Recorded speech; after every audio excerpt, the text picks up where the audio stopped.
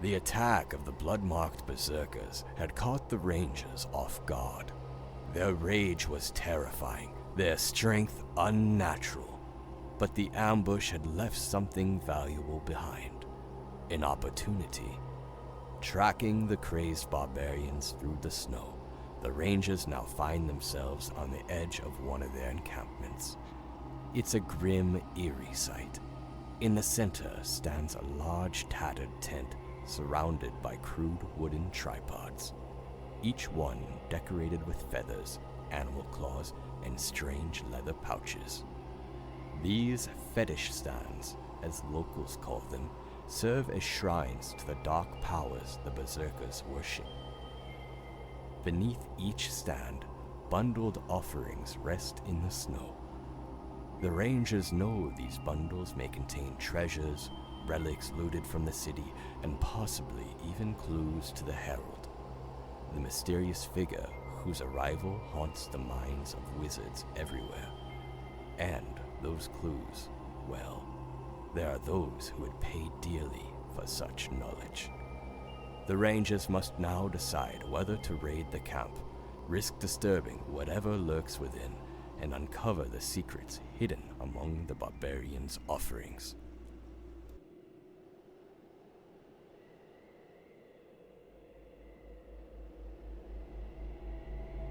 As the Rangers crested the ridge, a faint light caught Jarkan's eye.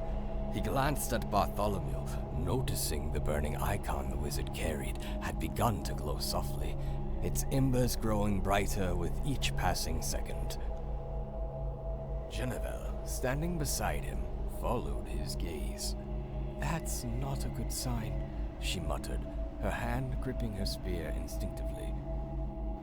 Bartholomew lifted the icon, studying its glow.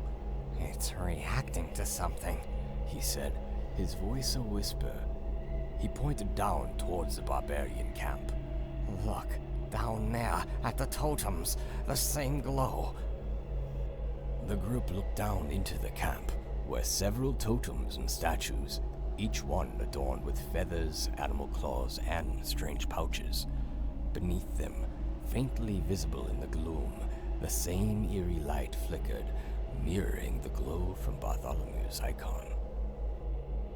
"Seems like more than just a coincidence," Yankovic said, narrowing his eyes. "Whatever magic binds this thing is tied to the ritual." Jarkan set his jaw. "We'll worry about the magic later. First, we take out the sentries." Yankovic, already prepared with his bow, nodded. Chung and I will approach from the east, through the woods. If we're careful, we'll drop the sentries without raising the alarm. Genevieve, eyes locked on the southern ruins, spoke next.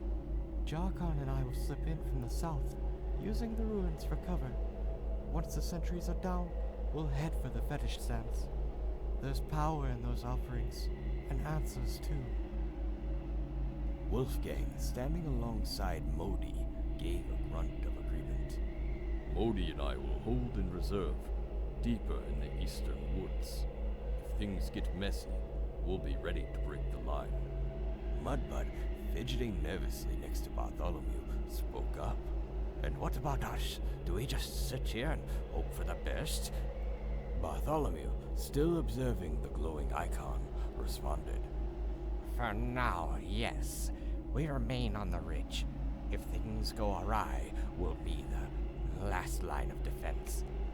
He glanced at Sir Scales, the Dragonborn's eyes fixed on the camp below. "When the time comes, we'll strike with the fury of the storm. Until then, we wait." Jarkan addressed the group with a final nod. "Stick to the plan. Yankovic, you take out the sentries with Chuma. Genevieve and I will follow once it's clear. Wolfgang, be ready with Modi." Chuma, adjusting his cloak for warmth, added, "Just be ready with that sword of yours." Sir Scales crossed his arms, his voice a low rumble. "We'll be watching. Make sure you don't get in too deep. When the moment calls, we'll strike with the might of dragons." Wolfgang, patting Modi's flank, smirked. Just make sure that moment isn't your last. With their positions decided, the Rangers moved into place, leaving Bartholomew, Mudbud, and Sir Scales to watch from the ridge. Below them, the barbarian camp remained unaware of the coming storm, as the glow from the burning icon pulsed in time with the ominous light from the totems. They moved swiftly and quietly into their positions, the snow crunching underfoot as they dispersed into the shadows. Yankovic and Chuma made their way through the dense eastern woods, their footsteps barely more than whispers against the frozen earth. Both men paused as they reached the tree line, eyes narrowing in unison as they caught sight of one of the sentries standing by a tent, oblivious to their presence. Yankovic, bow drawn, whispered to Chuma, "We take him out quietly, just like back at Tor Varden." Chuma nodded, his own bowstring taut. "On your mark." Without another word, the two rangers released their arrows, the twang of bowstrings cutting through the cold night air. For a moment, it seemed their shots were true, but whether by some cruel twist of fate or the sudden gust of wind, both arrows whizzed harmlessly over the sentry's head, disappearing into the darkness beyond the tent. The sentry jerked up, scanning the area in confusion, but seeing nothing.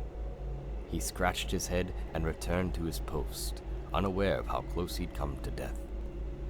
In the southern ruins, Jarkon crouched low behind a crumbling wall, the chill in the air barely registering beneath his blackened plate armor. His helm obscured most of his face, but beneath it his eyes gleamed with determination. Beside him, Genevieve knelt, whispering softly in Elvish, a prayer to the old gods for guidance. Jarkon, gripping his sword, muttered a spell under his breath, the blade glowing faintly as ancient magic infused it. "We'll strike soon," he said, his voice a low rumble. "Be ready." Genevieve glanced at him, nodding. "May your blade find its mark." Farther ahead, near the tree line, the blood-marked berserkers stirred. The one Chuma and Yankovic had shot at began patrolling the camp's perimeter, oblivious to the danger lurking in the woods. As he approached the trees, he stopped, grunting as he fumbled with his belt and began to relieve himself, sending a stream of gold into the snow. Chuma wrinkled his nose at the sight, suppressing a snort. But the sound, however soft, was enough. The berserker's head snapped up, his bloodshot eyes scanning the forest, suddenly alert. He took a step forward, peering into the darkness, his brows furrowed in suspicion. Before Yankovic or Chuma could react, the barbarian surged into the tree line, crashing through the underbrush with a growl. He stumbled forward and tripped, sprawling face first over Yankovic's prone form. Yankovic let out a grunt as the berserker's full weight hit him. The barbarian scrambled to his feet, his eyes wild, and let out a blood-curdling scream, echoing through the woods and into the camp. Yankovic shoved the berserker off him, cursing under his breath. "Damn it, we've been made!" he hissed. From their positions, the rangers could see the other berserkers turning their heads towards the scream, their patrol patterns broken as they reached for their weapons, the camp stirring like a nest of angry wasps. Jarkon's grip tightened on his sword as he turned to Genevieve. "We move now," he growled. "The fight's begun." With the nod, Genevieve stood, readying her spear, her eyes flashing with determination as they prepared to strike. Chuma moved swiftly, his eyes locked on the barbarian who had just sounded the alarm. With a practiced motion, he drew his knife from his belt and lunged at the berserker, driving the blade into the man's chest before he could reach for his weapon. The berserker gasped, eyes wide with shock, his scream cut short as Chuma twisted the knife, silencing him for good. Yankovic was already in motion, pressing his hand over the dead berserker's mouth to stifle any last sounds. He quickly retrieved his bow, knocking another arrow as he glanced toward the camp, where the other sentries were now fully alert. His sharp eyes locked onto a figure moving through the darkness, another berserker sentry scanning the area. "Time to make up for that miss," Yankovic muttered to himself, drawing the string back to his cheek. He exhaled slowly and released, the arrow whistling through the air like death's whisper. The sentry never saw it coming. The arrow struck him clean through the neck, and he collapsed silently to the ground, his life ending before he could raise the alarm. Yankovic allowed himself a brief moment of satisfaction before signaling to Chuma. "That's 2 down. Keep moving." On the southern side of the camp, Charkon and Genevieve waited behind a crumbling wall, watching as another sentry drifted closer, oblivious to the danger. Charkon clenched his sword, feeling the surge of magic within, while Genevieve readied her spear, the moonlight glinting off its polished tip. The berserker passed by the ruined window, his back turned to the rangers. "Now," Charkon whispered, moving in like a shadow. Charkon leapt through the broken window, his sword cutting a deadly arc as it cleaved into the berserker's side. Blood sprayed from the wound, but the berserker fought on, snarling and raising his weapon. Before he could strike, Genevieve moved with fluid grace, thrusting her spear into his chest, pinning him in place as Charkon delivered the final blow, slicing the berserker's head from his shoulders. The lifeless body crumpled at their feet. As the pair wiped the blood from their weapons, the flap of the large tent at the center of the camp stirred. A tall barbarian warrior stepped out, his face a mask of rage. "Brothers, to arms!" he bellowed, his voice booming through the camp. Yankovic, hearing the call, quickly nocked another arrow. "Chuma, with me!" he shouted, as both rangers took aim at the tent. Their arrows flew in unison, aimed at the barbarian who had called for reinforcements. Though he managed to dodge one of the arrows, the second struck his arm, and he howled in pain, retreating into the tent for cover. Charkon moved alongside Genevieve, his eyes scanning the area as they advanced toward one of the strange totems. The closer they got, the more he could feel something dark and unnatural emanating from it. The small wooden tripods were adorned with feathers, animal claws, and leather pouches, all of them radiating an eerie glow. Genevieve knelt beside the totem, her fingers brushing the burning icons hanging from it. "These are different," she murmured, narrowing her eyes as she concentrated on the glowing symbols. "They're not just offerings." Her voice trailed off as her vision blurred, and suddenly she was no longer in the frozen wilderness of Frostgrave. A swirling maelstrom of red and black overtook her senses. She saw towering armies of demons, hulking horned monstrosities with blood-red eyes and ironclad limbs. They marched beneath a sky stained crimson, their leader a shadowy figure with a crown of jagged obsidian. "The Harat," Genevieve whispered, her body trembling. "the Red King's demons." The burning icons, they weren't mere symbols. They were pieces of a larger puzzle. Gateways, portals to the Red King's realm. Panic seized her as the vision intensified, threatening to drag her mind deeper into the madness. But Genevieve was no stranger to dark magic. With a surge of willpower, she tore herself free from the vision, gasping as she found herself back in the snow-covered camp, the glow of the totem still pulsing in the night. Before she could catch her breath, a roar filled the air. A berserker barreled towards her, his axe raised high, murder in his eyes. Charkon moved faster, though, stepping between Genevieve and the attacker.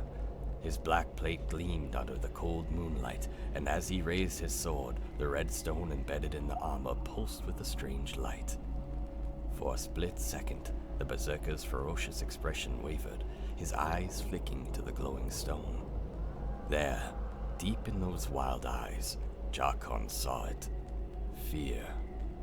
But the moment passed, and with a snarl the berserker charged.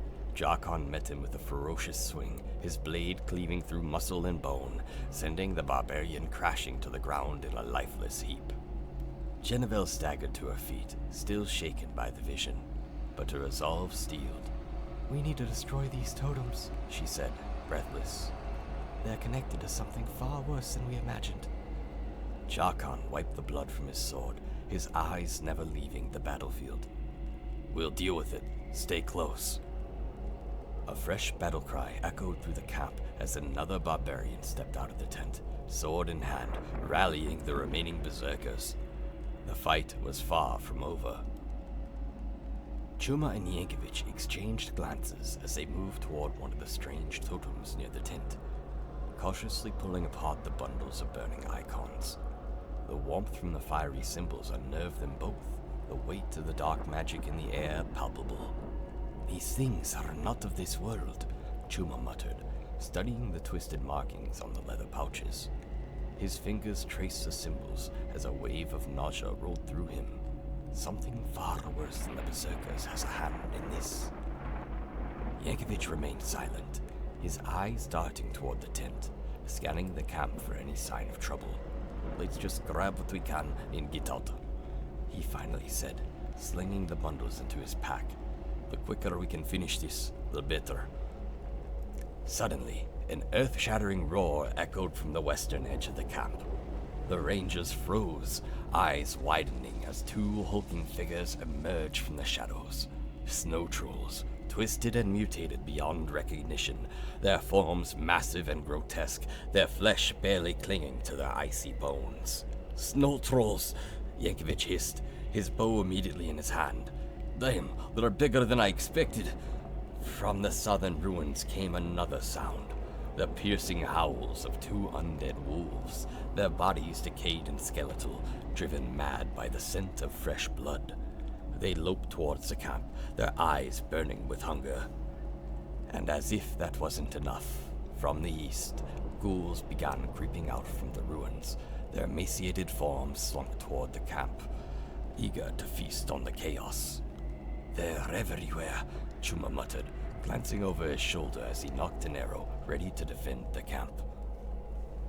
Back near the totems, Jarkon stood watch as Jeneville carefully gathered the burning icons from another wooden tripod.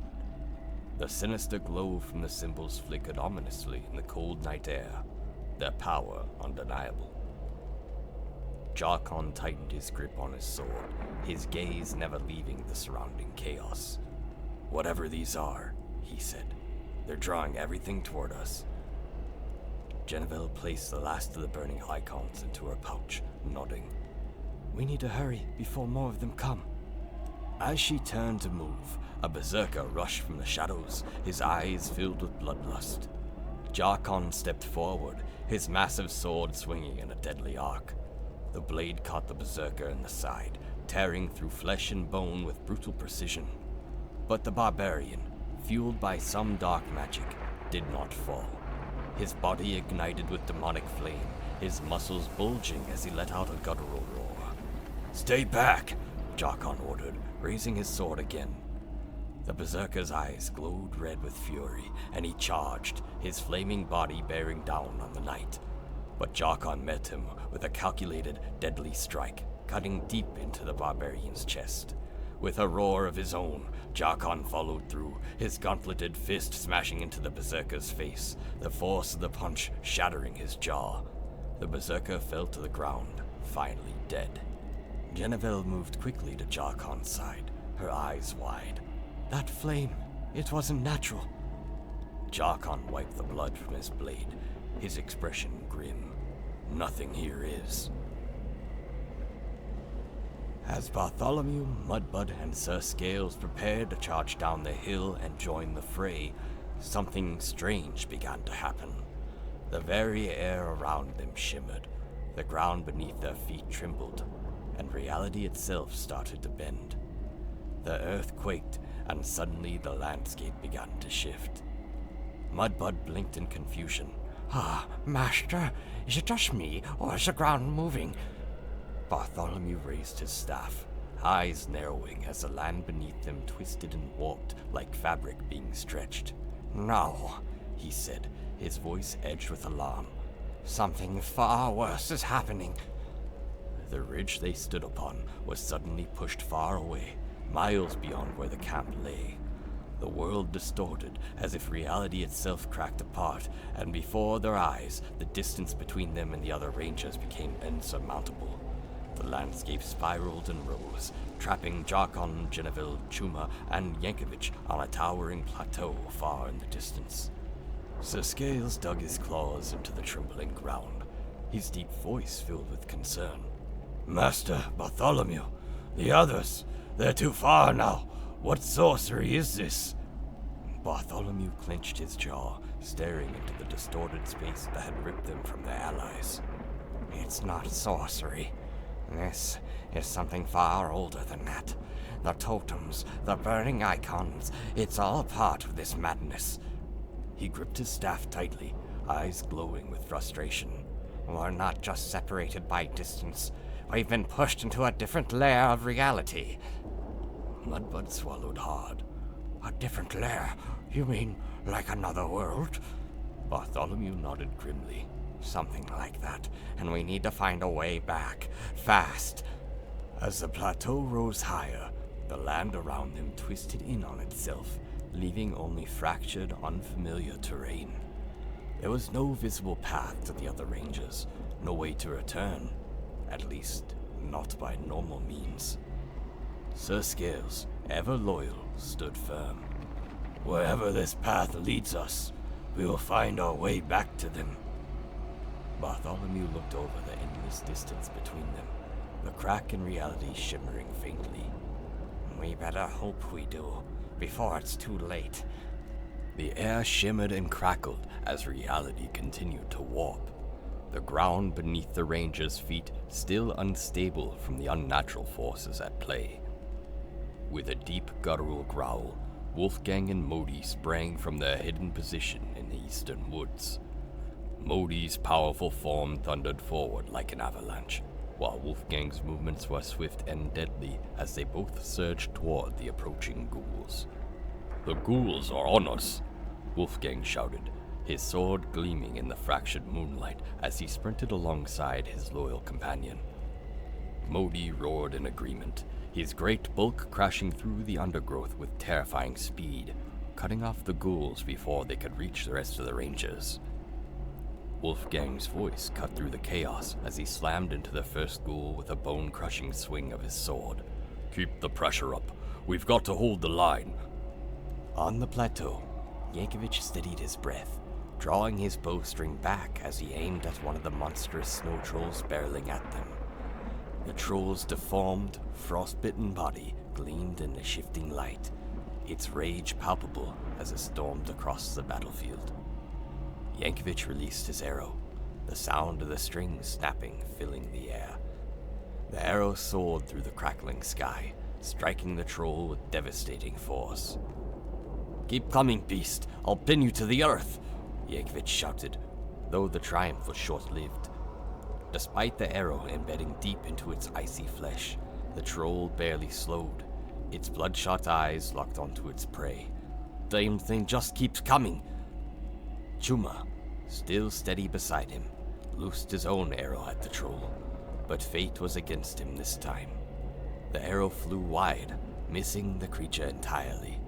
"I never miss," he growled in frustration, knocking another arrow. "Not today, Chuma," he muttered to himself, refocusing. Closer to the totems, Geneville worked swiftly, gathering another bundle of burning icons. The sinister symbols pulsed and glowed in her hands, their strange power growing with each second. She turned towards Jarkon, tossing him a bag filled with the collected icons. "Here, take these," she called out, her eyes narrowing as she saw the approaching trolls. "We're going to need more than steel to stop this." Jarkon caught the bag effortlessly, tucking it away as he glanced towards the lumbering snow trolls advancing toward Yankovic and Chuma. "Stay close," he said, his voice gruff yet calm, his black plate armor gleaming ominously as the red stone pulsed within. "We'll need every advantage we can get." The trolls thundered forward, their massive forms looming over the battlefield like twisted mountains of ice and rage. One of them let out a deafening bellow, shaking the very ground as it bore down on Yankovic and Chuma, its long clawed arms outstretched.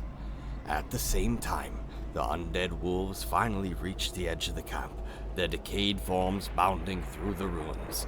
Their yellowed teeth snapped at the air as they stalked toward the rangers, their eyes glowing with an unholy hunger. On the eastern flank, Wolfgang and Modi collided with the ghouls in a violent clash of flesh and steel. Wolfgang swung his sword with brutal efficiency, cleaving through the first ghoul's chest with a wet, sickening crunch. Modi beside him tore into the creatures with his powerful jaws, sending bones and decayed flesh flying in every direction. The ghouls hissed and snarled as they pressed their attack, but Wolfgang stood firm, his voice a low growl. "Stay down, you rotters!" Modi let out a deafening roar, his massive paws crushing one of the ghouls beneath him as the two fought side by side, cutting off the undead from reaching the rest of the rangers. The battle was far from over, but the rangers held their ground. The battlefield crackled with tension as reality itself remained fractured, warping the space around the rangers.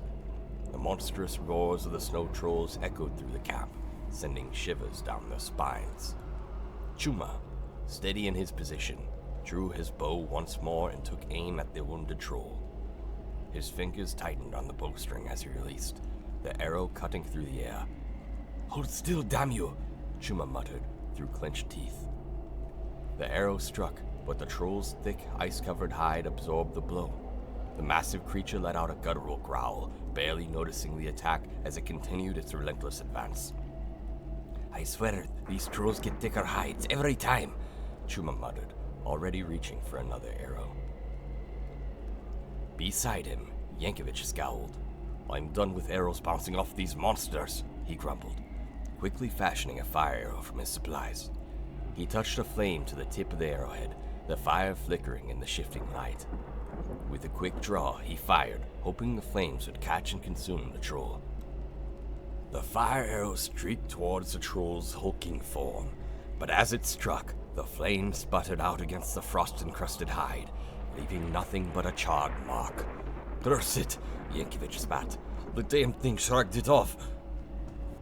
On the southern edge of the camp, another groggy barbarian stumbled out of his tent, rubbing the sleep from his eyes, unaware of the chaos erupting around him.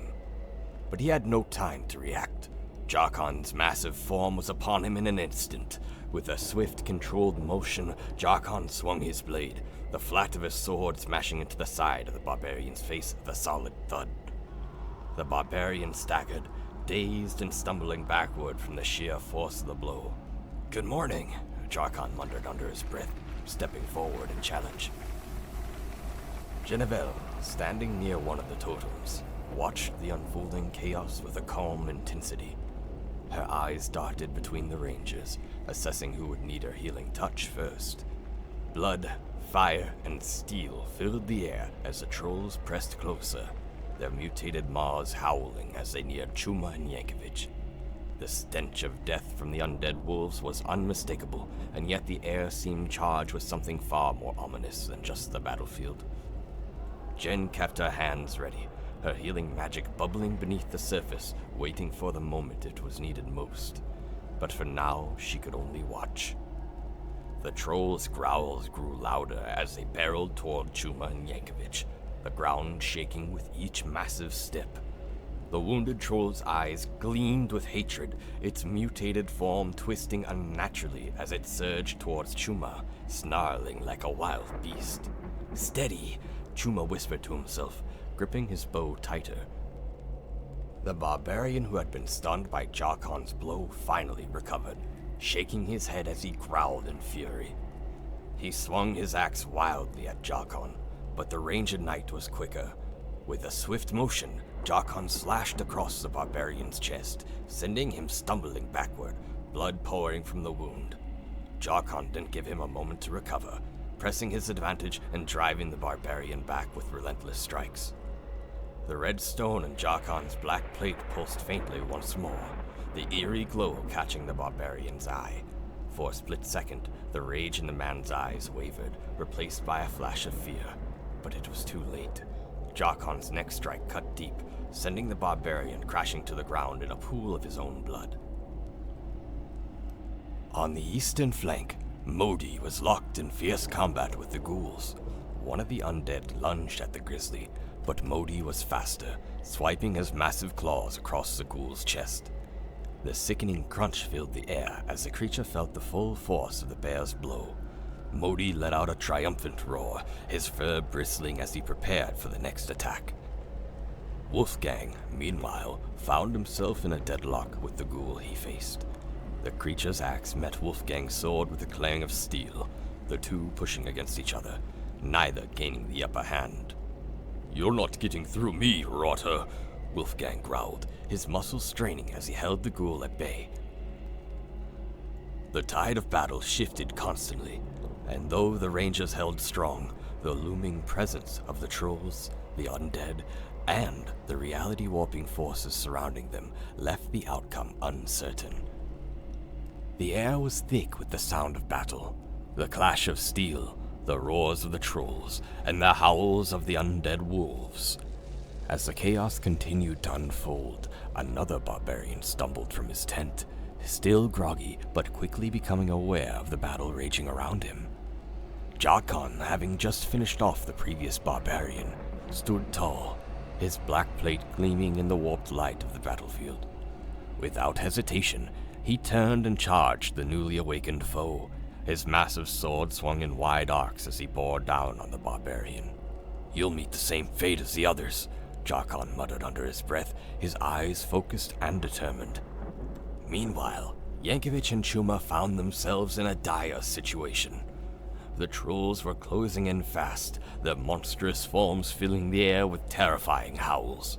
"Fall back!" Yankovic ordered, already moving swiftly as he knocked another arrow. The two rangers retreated, their bows rattling as they fired shot after shot at the trolls. Yankovic's arrow struck one of the beasts square in the shoulder, but the troll barely slowed, its mutated form shrugging off the hit as though it were nothing more than a scratch. Chuma followed up with another arrow, but it missed its mark, flying just past the charging troll. "They're too close!" Chuma shouted, frustration creeping in his voice as the trolls continued to barrel towards him. The ground seemed to tremble beneath their feet as the hulking beasts closed the distance. On the southern edge of the battlefield, as Jarkon locked blades with the groggy barbarian, the howl of wolves filled the air once more. Two undead wolves, their flesh rotting and jaws snapping, leaped from the ruins and charged straight at Jarkon. The rancid breath filled the air as they lunged, their claws extended. Jarkon cursed under his breath, glancing to his left just as the wolves reached him. He braced himself, keeping his sword between him and the barbarian, while kicking back at one of the wolves, sending it crashing to the ground. But the fight had become a deadly balance, barbarian and beasts pressing in from all sides. "Jen!" Jarkon yelled, his voice carrying across the battlefield. "I'm gonna need your help!" On the eastern side, Modi was locked in a savage struggle. One of the ghouls, wielding a heavy great axe, brought its weapon down with a sickening thud, landing a brutal blow across Modi's side. The great bear let out a roar of pain, staggering under the force of the hit. Blood matted his fur, but the grizzly was far from defeated. Modi snarled, his claws raking the ground as he prepared to press the attack. Not far from him, Wolfgang had nearly finished off his own ghoul. With a quick, vicious swing of his sword, he cleaved into the creature's chest, the blow sending the undead monstrosity crumpling to the ground in a heap. Without wasting a moment, Wolfgang turned and leapt to his friend's aid. "Modi!" Wolfgang bellowed, charging forward, his sword raised high. Modi roared back in defiance as he locked claws with the ghoul. The two locked in a brutal contest of strength and fury. With Wolfgang now by his side, the odds had shifted and the two of them pressed the attack, working together to finish the remaining ghoul. Back in the heart of the camp, the tension only grew as the trolls barreled towards Yankovic and Chuma. their mutated forms howling and snarling as they closed in. The battle was far from over, and the fate of the Rangers hung in the balance. Another barbarian burst from the tent, screaming as he charged into the fray. The air crackled with tension, each shout echoing in the cold morning air. "Jen!" Jarkon shouted, his voice cutting through the din. He was surrounded by a pack of wolves and the barbarians, his stance defensive as he tried to keep them at bay. "I could use a little backup here." Jennifer sprinted to his side. "I'm on it," she replied, her spear keeping the wolves at bay for now. The barbarian lunged at Jarkon, blade glinting in the fractured light. Jarkon parried the blow, grunting as he prepared his sword. He felt the familiar energy of the stone embedded in the armor, pulsing with dark hunger. It drew on his life force, a sensation both exhilarating and terrifying. The red glow intensified as he focused his rage, and with a savage swing, he cleaved the barbarian in half, the sound of splitting flesh echoing in the cold. Meanwhile, Yankovic and Chuma kept their distance from the trolls, expertly kiting them as they fired arrows in rapid succession. "Stay nimble," Chuma called out, knocking another arrow with precision. Yankovic let an arrow fly, scoring a solid hit on the unharmed troll, which howled in pain. The sound was drowned out by the roars of the remaining beast as it charged forward. Yankovic felt the pressure building. Time was running out. He quickly knocked another arrow, firing off a shot that found its mark in the other troll. The beast staggered, finally succumbing to its wounds and collapsing with a thunderous crash. "One down," Yankovic shouted, but the relief was short-lived as the remaining troll shifted its focus, charging toward Modi's flank. Back at the center of the melee, the wolves seized their moment to strike. The first wolf leapt at Jarkon, but he met the creature with a powerful swing, cleaving it in half lengthwise. The second wolf lunged for his legs, jaws snapping, but its teeth bit down harmlessly against the sturdy black plate. The barbarian, now frozen in fear, looked up at Jarkon, who loomed over him like a shadow. With a ruthless glint in his eye, Jarkon brought his sword down without mercy, ending the barbarian's life. Then, the ground trembled as a massive figure emerged from the tent, heavy footfalls announcing its presence. Clad in similar black metal to Jarkon, the chieftain of the Berserkers towered over the battlefield, his size making him appear half-troll, or maybe half-giant. A palpable fear swept through the ranks of the Rangers at the sight of him. On the eastern edge, a ghoul swung its axe at Wolfgang, the blade whirling dangerously close to the knight's neck. Wolfgang ducked just in time, the axe slicing through the air where his head had been just moments before. "Close one," he muttered, steeling himself for the next strike. Just then, Modi intervened, swiping a massive paw at the ghoul. The creature's frame shattered under the force, sending pieces flying as it crumpled to the ground, saving Wolfgang from a gruesome fate. With a fierce roar, Modi turned to face the remaining troll charging from behind. The battle was far from over, and as the Rangers braced themselves for what was to come, they knew that each moment brought them closer to a reckoning with the forces that threatened Frostgrave. As the chaos unfolded, Yankovic and Chuma rushed towards Modi, their determination unwavering. "We've got your back, buddy," Chuma shouted, drawing his sword as he reached the struggling bear. Together, they formed a shield around Modi, who was desperately trying to shake off the remaining troll. Meanwhile, Genevieve was a whirlwind of focus. She thrust her spear forward, fending off the wolf that had been harrying Jarkon. "Keep pushing, I'll hold it off," she called, giving Jarkon the moment he needed to break away. With a fierce battle cry, Jarkon charged the massive chieftain, their eyes locking in a silent promise of conflict. Their sword blows rang out like thunder, echoing across a warped landscape as the clash of steel added to the dissonance of reality around them.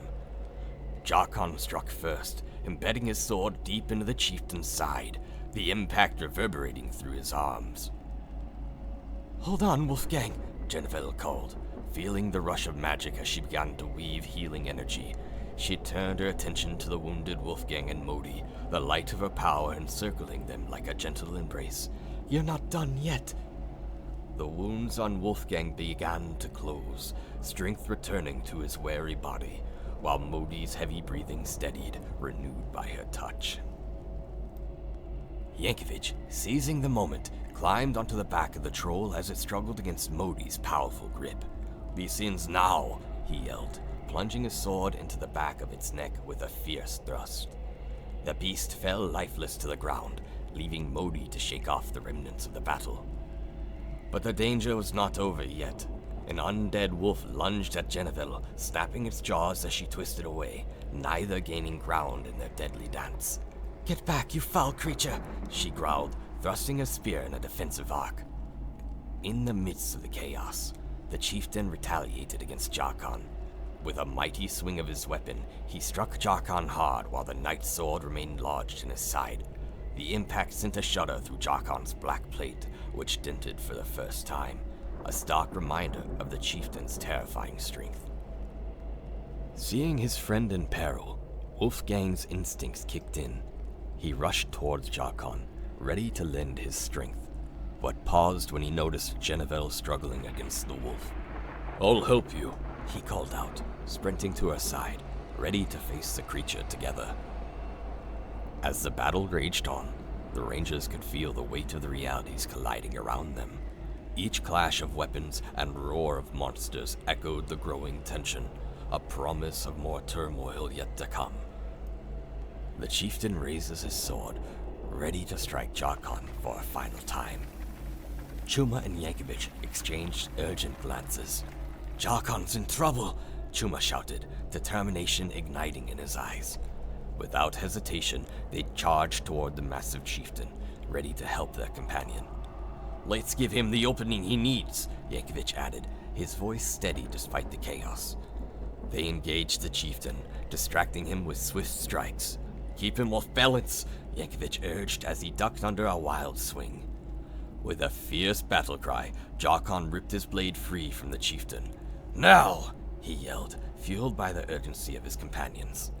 As Chuma and Yankovic flanked the chieftain, Jarkan lunged forward, driving his sword deep into the chieftain's heart. The massive figure staggered back before collapsing, lifeless onto the snow. Breathless but victorious, Jarkan turned to his companions. "We need to move, now!" His voice held an edge of urgency as he scanned the rapidly shifting landscape. The reality crack twisted the air around them, warping their surroundings into an alien version of the camp they had fought so hard to protect. Grab what you can, Genevieve urged, her eyes darting toward the glowing totems that pulsed with an eerie light. We might need these later. She quickly stashed a few of the burning icons into her pack, feeling a strange connection to their power. Wolfgang, still shaken from the fight, nodded in agreement. "We can't linger here. Who knows what else is waiting for us?" He gathered his things, glancing at Modi, who was breathing heavily but ready to fight. "You okay, Modi?" he asked, placing a hand on the bear's neck. Modi gave a low growl, his strength returning. As the Rangers hastily collected their gear, Yankovic turned to Chuma. "We've faced worse odds before, haven't we? We'll find a way out of this." He clapped Chuma on the shoulder, trying to bolster his spirit. "Right," Chuma replied, his voice steadier now. "Together, we can push through anything." But even as he spoke, uncertainty flickered in his eyes as they stepped toward the edge of the plateau, the terrain shifting beneath their feet. Jarkan led the way, his black plate gleaming ominously in the fading light. "Stay close, we have to find a path down." As they moved, he couldn't shake the feeling that they were being watched. The sensation pricked at his instincts, urging him to hurry. Suddenly, the ground trembled beneath them, sending a shiver through the Rangers. "Hurry!" Jarkan called, urgency lacing his tone as he quickened his pace. The world around them began to shimmer and distort, threatening to swallow them whole. "Over here!" Yankovic shouted, spotting a narrow path leading down the side of the plateau. "This way!" The Rangers turned and sprinted toward the path as the ground shook violently, a deep chasm opening behind them, an abyss that threatened to pull them in. Before they could hesitate, a bright flash erupted from the camp, engulfing it in a blinding light. "Go, go, go!" Jarkon yelled, pushing everyone forward as the fabric of reality threatened to unravel completely. They leapt from the crumbling edge, the wind rushing past them as they landed on a narrow, twisting path that wound its way down into the depths below. The path felt precarious, but offered a glimpse of hope amidst the chaos. As they regained their footing, they pressed forward, noticing that the air grew thick with a surreal energy. It felt as though they were crossing into a border, a threshold between reality and the unknown. Jarkon looked back at his companions, determination set in his eyes. "We need to keep moving. We can't let this reality crack pull us in any deeper." With a shared nod, they continued down the path, uncertainty hanging heavily in the air as they ventured toward the unknown.